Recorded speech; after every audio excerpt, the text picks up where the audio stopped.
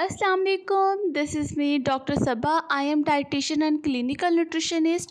आज हम बात करेंगे हाइपरटेंशन यानी लो ब्लड प्रेशर। हम बात करेंगे कि लो ब्लड प्रेशर क्यों होता है, ख़ास तौर पे औरतों में इसकी क्या वजूहात होती हैं और हम इसको डाइट के थ्रू कैसे ठीक कर सकते हैं। हाई ब्लड प्रेशर के बारे में तो बहुत से लोग बातें करते हैं, बट आज मैं आपको लो ब्लड प्रेशर के बारे में बताऊंगी। सबसे पहले बात करते हैं कि हमें पता कैसे चलेगा कि हमारा ब्लड प्रेशर लो हो गया है।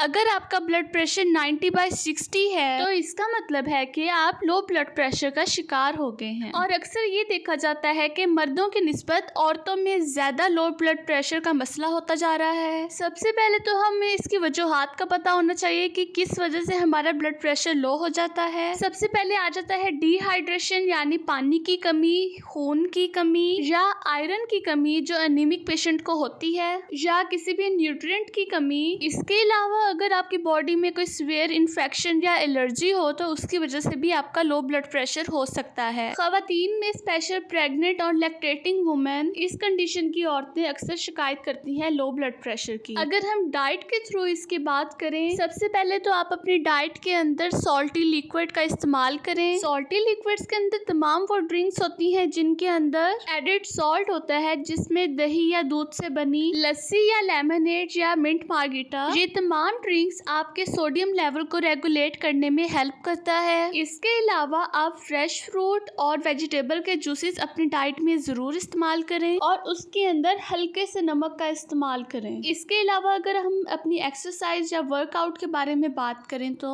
कोई मॉडरेट एक्टिविटी अपनी रूटीन के अंदर जरूर शामिल करें, क्योंकि ये आपकी बॉडी को फूड डाइजेस्ट करने में और ब्लड सर्कुलेशन को प्रॉपर रेगुलेट करने में हेल्प करेगी। अगर हम फूड आइटम्स की बात करें तो आप अपनी डाइट में vitamin B12 and folic acid का इस्तेमाल करें। रिच फूड आइटम्स का इस्तेमाल करें, जैसे दही, दूध, अंडा, मटन, बीफ, दालें या बीन्स वगैरह। ये तमाम फूड आइटम आपके न्यूट्रिएंट्स को पूरा करने में मदद करेगी। ना सिर्फ ये, बल्कि आप अपनी डाइट में जैतून, नट्स, ड्राई फ्रूट्स वगैरह का इस्तेमाल करें। और सबसे इम्पोर्टेंट बात यह कि अपने मील साइजेस को रिड्यूस कर दें। एक ही वक्त में लार्ज मील ना लें, एक ही टाइम में हैवी मील्स ना लें, बल्कि शॉर्ट मील लें, फ्रीक्वेंटली पूरे दिन में लें। इससे ये होगा कि इजीली आपकी बॉडी फूड को डाइजेस्ट कर पाएगी और आपका ब्लड सर्कुलेशन लेवल भी मेंटेन रहेगा। Hope so you like this video, like the video and subscribe my channel. Thank you.